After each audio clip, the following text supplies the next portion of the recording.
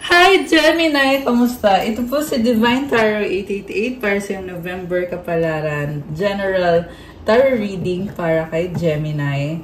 So, hindi po ito sa lahat magre-resonate kasi napaka-specific ng message. Kamusta kayo guys? Comment present para alam kong nanonood kayo. So, may na-ready na ako mga cards. Gemini, you are very abundant at this moment. Marami kang blessings with this Empress card. Okay, you are very creative and you have the potential. Pero, yun lang, may pero. Okay, mukhang problemado ka. We have 4 of Pentacles and the 3 of Swords. So, bottom of the deck is the Page of Rods. So, okay, you are dealing with a person hindi ka nagkakasundo. Yun. You need to meet halfway with this person at nahihirapan ka, nagsastruggle ka sa kanya. Okay? May nakita din ako ang struggle mo sa stability and ayun, kinaka-stress mo yon. May bagong simula para sa'yo pero parang nabibisi ka. May gusto kang gawin pero busy ka sa ibang bagay kaya pero sabi dito, may bago kang idea na nagbibigay ng pag-asa sa'yo. So, mahirap man ngayon ang sitwasyon mo, pero sinasabi ni Universe sa'yo na meron namang opportunity para sa'yo. Kailangan mo lang buksan ang isip mo. So, we have this lack of awareness, missed chances, and unseen risks. Seek facts and stay open-minded, insight, opportunity. So, mukhang naghahanap ka ng opportunity. And meron din dito, kailangan mo buksan yung isip mo para makita mo yung mga blessings mo para ma-appreciate mo. Okay. So, actually, medyo magulo yung isip mo eh. Pero, you are going through a change, transformation, at ikaw ay nag-a-adjust. Yan talaga yung nangyayari sa'yo ngayon. And along the way, andun yung feeling na kailangan mo i-heal yung sarili mo. At yeah, nagsastruggle ka, pero you are getting there. Also, you have this Empress energy na kaya mong i-manifest kung anong gusto mong mangyari sa buhay mo. Kasi si Empress, this is someone who really takes action. Okay? And, tingnan natin. We have Shadow Alchemy. Turn shadows into gold by shifting your awareness, empowerment, and reverse. So, sabi dito guys, ang kailangan mo kasing gawin is maging more optimistic and positive thinker ka. Okay? Kasi pag positive yung tingin mo sa sitwasyon, yung mga problema, nahahanapan mo ng solusyon. Nagagawan mo ng paraan. Kaya sinabing Shadow Alchemy, kasi sa stress mo to eh. Yung stress mo, let it be a lesson for you. And napaka-intense actually yung nangyayari dito. At remember, hindi naman po ito sa lahat magre-resonate. Pero yun kasi yung nasagap natin dito na you are going through something na intense. And it's because parang kang bad trip ka sa isang sitwasyon. Pero you have to rise above the situation na hindi pabor sa'yo. Oh, sabi nga dito, empowerment and rebirth. Okay. So, with the rebirth, nakikita ko na yung dating ikaw, kailangan mo nang baguhin. You need to make some changes. Okay? So, kuha pa tayo ng ilang cards. Okay, nag-slide tong isang to. Okay, ito nga, Page of Rods. Anong nangyayari kay Gemini? Tingnan natin. Uy, lumipad. Grabe ah. Knight of Pentacles. Para kang nawalan ng gana sa isang tao o isang sitwasyon. Queen of Pentacles. Kasi gusto mo prioritize yung sarili mo. Justice. You are strong. You want to have balance. You want to have harmony. And parang pinipili mo na lang na i-ignore yung tao. Kaso lang, the more na ini-ignore mo yung tao, hindi naman na-address yung sitwasyon. You feel like you're stabbed in the back. Okay, 10 of Swords. Hindi madali sa'yo. Masakit. In fact, masakit para sa'yo. So, tingnan natin na. Ano nga bang nangyayari dito? Bakit nagkakaganyan? Ace of Pentacles. Okay, may offer. 10 of Cups. happiness or something connected sa family. The Hermit. So, alam mo itong person na to, may offer naman siya sa'yo eh. Kaso lang sabi dito, nagsa-struggle din siya. Okay? Baka may kadikang Virgo, this can be any sign, malakas ang energy ng Taurus. Ano pa? Earth sign, Capricorn, Taurus, Virgo, Libra. Baka ikaw meron kang Libra sa chart mo. Meron ding fire sign, Aries, Leo, Sagittarius. Ano masabi dito? Oh, okay. Oh my gosh. Ramdam ko to. Marami kang pangarap. Okay. Grabe. Intense. The Chariot. Okay. So, may pagmamahal dito eh. Very sincere ka dito sa taong to na mahal ka din naman niya. Okay.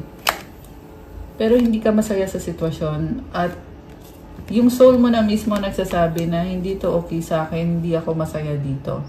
And kaya ka hindi masaya dyan kasi you're really not meant to be there sa sitwasyon na yan.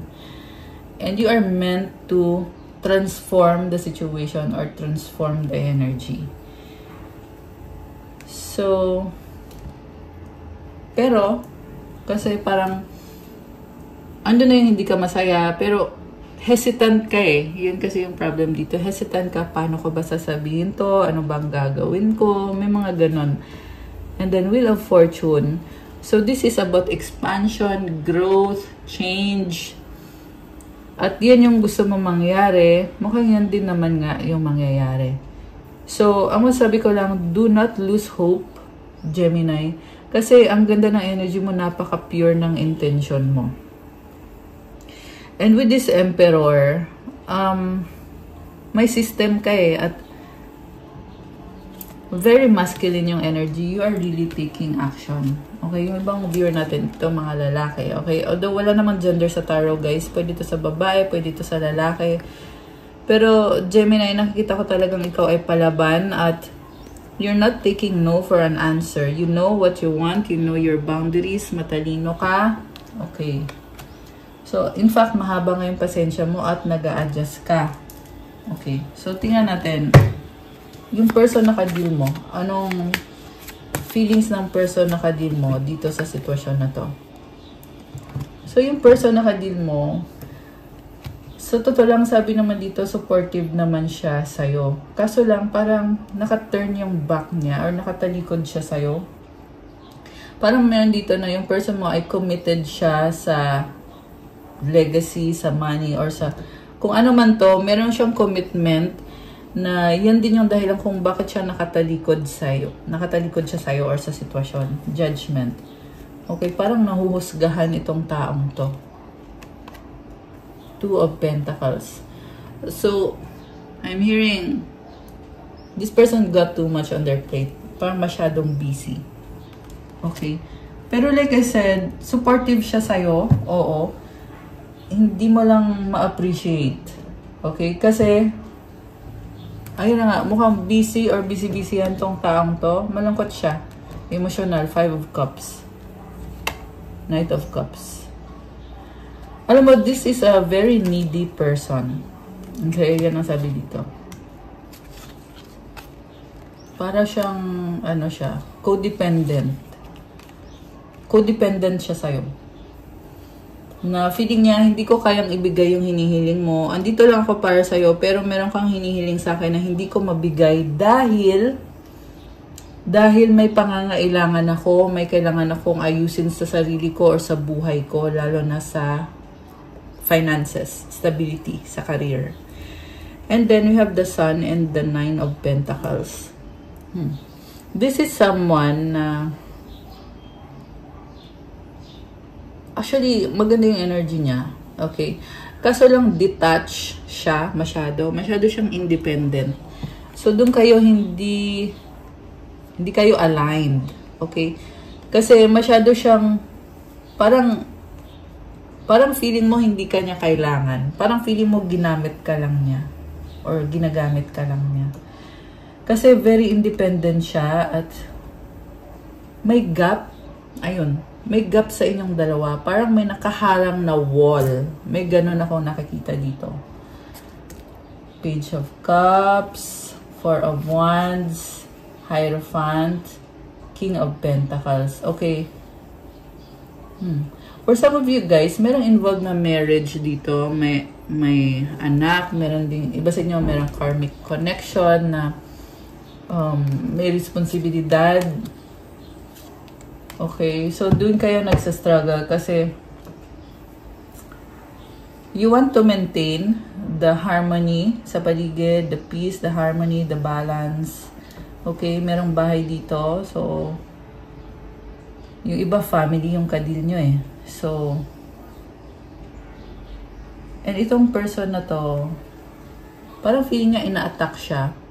Okay, ganun yung nakikita ko dito. Parang ina-attack siya kasi gusto lang naman niya magkaroon ng tahimik na buhay. Ayan. So, I feel like kailangan nyo ng transparency. Ayan. And open communication. Kasi parang, yun nga sabi ko, may gap kasi. So, kailangan kayong mag-align. 11:11 on the screen now. Oh my gosh. Ayan. And then, sa totoo lang sabi dito na blessed kayo eh. May blessing kayo. Pwede itong nakatira kayo sa isang bahay at blessing nyo yung bahay na yun. 11:22 on the screen now. Okay. So, pwede din na nagkakagulo kayo dahil sa bahay na yan or dahil sa blessing na yan. Okay. So, Ace of Rods, the Devil. Strong attraction. Queen of Rods.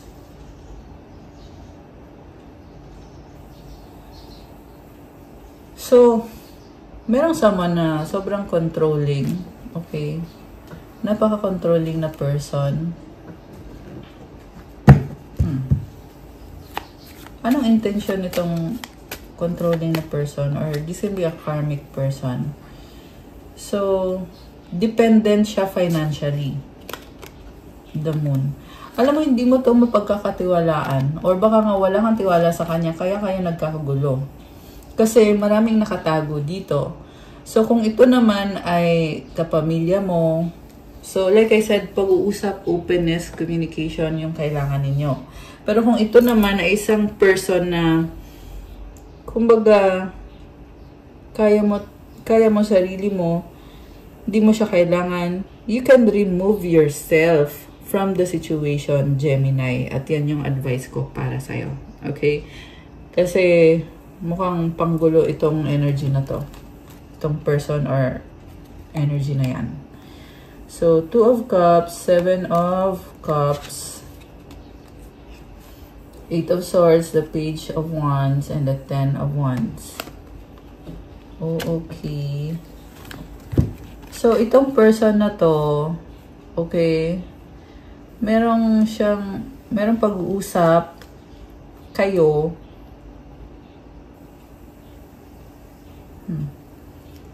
Para sabi niya dito, wala siyang magagawa sa isang sitwasyon at naguguluhan siya kung anong gagawin niya. Pero nakikita ko dito, merong drastic move na gagawin. So, isang malaking pagbabago. Okay.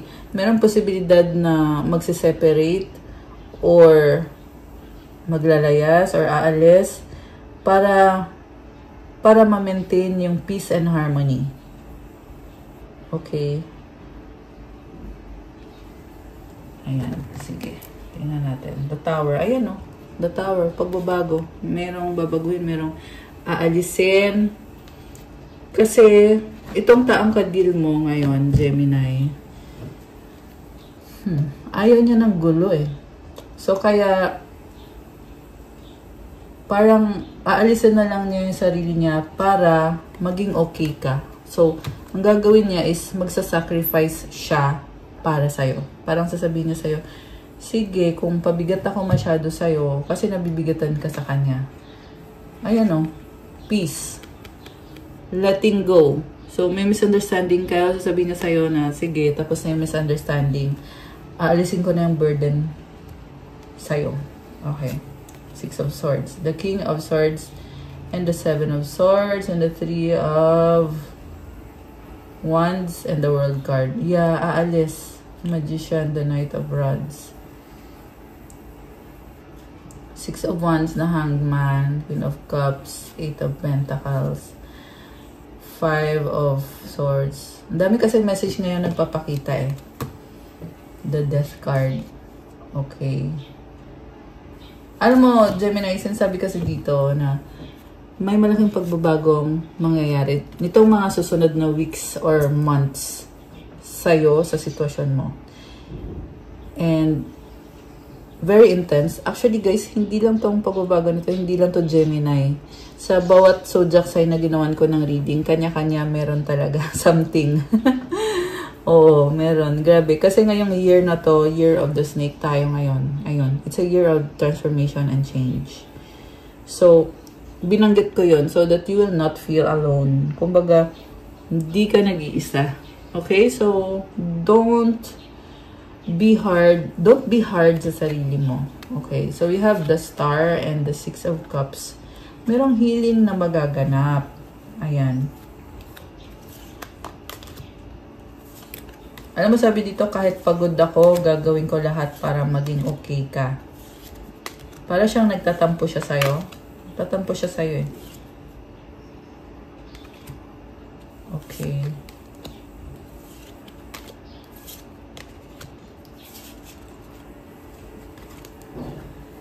So, ikaw, nakikita ko sa'yo na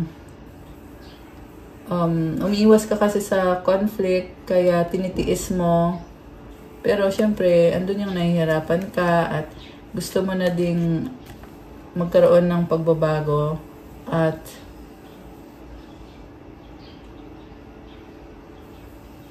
parang ano lang, nag-a-adjust ka lang sa kanya. Kumbaga sa huli, mas pipiliin mo na magkaroon din ng peace sa sarili mo at makikitungo ka pa rin naman. Yan yung nakikita ko sa'yo na mag-a-adjust ka pa rin kasi malambot ang puso mo eh. Actually, pareho lang kayo. And nakikita ko, mahal nyo naman ang isa't isa. Itong taong to. Grabe. Very, intense. Tsaka, actually, emotional. Kaya, ko din dito. Feel ko din dito yung mga emosyon. Tsaka, nakikita ko yung haba ng patience mo sa sitwasyon mo. So, keep going. Magdasal ka, Gemini. Na umingi ka ng guidance kay God sa kung ano yung dapat mong gawin, dapat mong sabihin, dapat mong isipin para ma-protect mo yung space mo, yung energy mo. Kasi meron kang magandang energy. Actually, yung person, sabi ko nga, yung kadil mo, meron din siyang magandang energy. Okay. So, advice is 13:13 clarity. As the storm passes, the clarity is felt faster than the lightning seen against a dark sky. The divine is reminding you that clarity is readily available. All you have to do is ask. You have weathered the storm and now the sky is clearing. Ayan. So, naalis na yung problema, Gemini. This is actually the calm after the storm. So, kumbaga, nasa point ka na ngayon na inaayos mo na yung mga bagay-bagay. Tapos na yung pinakamahirap na part. Okay, pero tuloy-tuloy yan. Hindi ko sinasabi dito na walang problema. Meron pa rin kailangan ayusin. Pero yung pinakamahirap na part is tapos na. Affirmation. Okay, so i-claim mo tong napakagandang energy na to. Kasi naliliwanagan ka ngayon. So, to claim this beautiful energy, comment, loving energy surrounds me and I trust that the clarity I feel is the answer I need. So, congratulations kasi ikaw ay naliliwanagan na. Isa pang message is 999, release. Okay, this is intense kasi may kailangan kang i-release and may kailangan ka ding baguhin. Endings are new beginnings in disguise. So, huwag kang manghinayang, dapat magpasalamat ka kung merong nagtatapos kasi blessing in disguise yan. Galing yan kay God. An ending symbolizes the closure of one door and the opening of another. Pag nagsara yung isang pintuan, may mabubukas naman ngayong isa pang pintuan. So thank God. Diba? Kasi nagsara na yung isang pintuan at andito na yung bagong simula. Comment, thank you God for the new beginning. Thank you God for the blessing in disguise. The whispers reminding you to release and allow. So, release mo na yung nakaraan and let it happen. Let the change happen. It's in the release where the magic happens. Grabe. Affirmation. So, i-comment nyo yung affirmation. Doors open for me where others have closed, bringing transformation to my mind, my body, and my soul. So, itong transformation na to, sa mind mo yan, sa katawan mo yan, sa soul mo yan. Buong transformation itong nangyayari na to para sa'yo. So, comment, claim, release, comment 999 to claim this energy. At kuha kita ng isa pang advice card for Gemini. Okay, ito. Mistakes. Allow me to know it's okay to make mistakes. Let me always take care of the inner child so he or she feels love no matter what. So, pag nagkamali ka, okay lang yun. Okay? Walang taong perfecto. So, be happy. Take care of the inner child. Yung inner child, yan yung sa loob-loob mo. Yan yung pinaka-happiness mo talaga. So, mahalin mo sarili mo. Let the people around you show you love. Okay? Because nobody's perfect.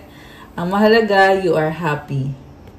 And you are loved, Gemini. Ayan. Okay, guys. That's all for your November Kapalaran, Gemini. Thank you for watching. Please like, comment, subscribe, hit the notification bell.